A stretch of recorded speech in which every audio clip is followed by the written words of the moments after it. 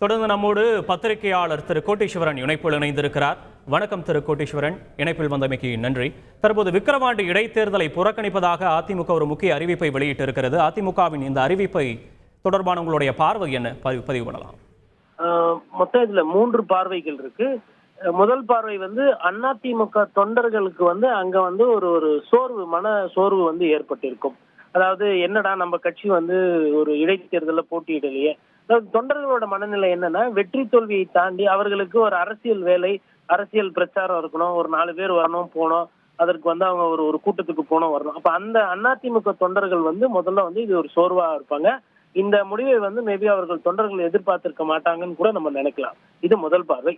இரண்டாவது பார்வை என்னன்னா, ஐயா திரு எடப்பாடி பழனிசாமி அவர்கள் இந்த தேர்தலில் நம்ம தோக்குறோம், அதை தாண்டி ஒருவேளை வாக்கு விகிதாச்சாரம் இன்னமும் குறைஞ்சதுன்னா கட்சிக்கு அது இன்னும் ஒரு பின்னடைவு வரும், இன்னும் ஒரு பேசு பொருளாகும். ஆல்ரெடி வாக்கு விகிதாச்சாரம் தோத்து தொடர்ந்து தோல்வியாக இருக்குது. இந்த தோல்வியும் ஒரு 10 தேர்தலில் தோல்வி, இல்ல 11 தேர்தல் தோல்வி அப்படின்னு அந்த பேச்சு வரும்போது அந்த விமர்சனம் 2026 நம்மளோட வெற்றியை பாதிக்கும். அதனால அந்த விமர்சனம் வேணாம், அந்த விமர்சனத்தை கடந்து போறதுக்கும் அந்த விஷயத்துல இருந்து ஒரு ஒரு ஒரு பதுங்கி விலகி போற ஒரு சூழ்நிலையை அவர் விரும்பி இருக்காரு. எதற்குன்னா, இந்த விமர்சனத்துக்கும் இந்த தோல்வியிலிருந்து அந்த கட்சியை அதுல அப்புறப்படுத்துறதுக்கு இந்த முடிவு எடுத்திருக்காரு. இது அந்த முடிவு.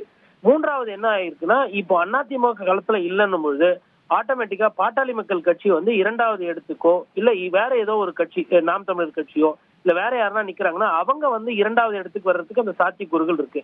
அந்த இடமானது பாத்தீங்கன்னா அதிமுகவோட இடம், அது எதிர்கட்சியோட இடம்.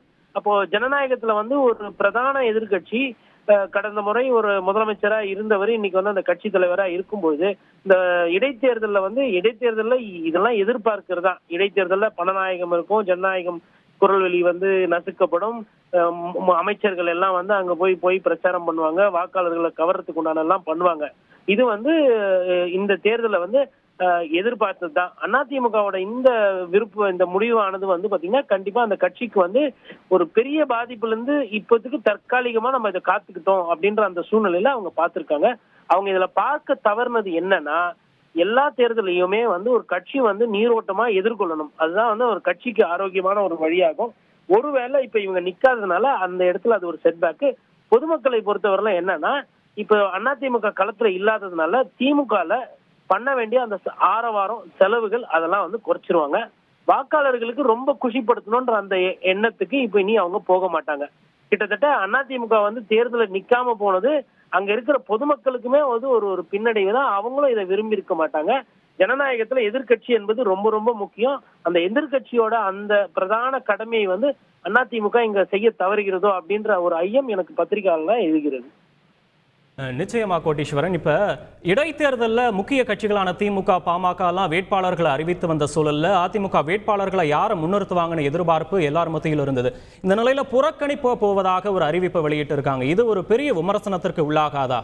ஏன்னா ஒரு முக்கியமான கட்சி தேர்தலை புறக்கணிக்குது, அதுவும் இடைத்தேர்தலை புறக்கணிக்கும் போது இது எந்த அளவுக்கு விமர்சனத்திற்கு உள்ளாக போகுது?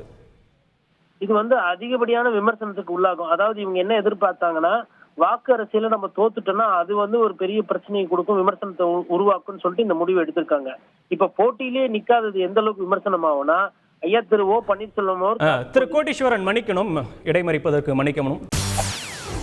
செய்திகளை உடனுக்குடன் தெரிந்து கொள்ள உடனே சப்ஸ்கிரைப் பண்ணுங்க.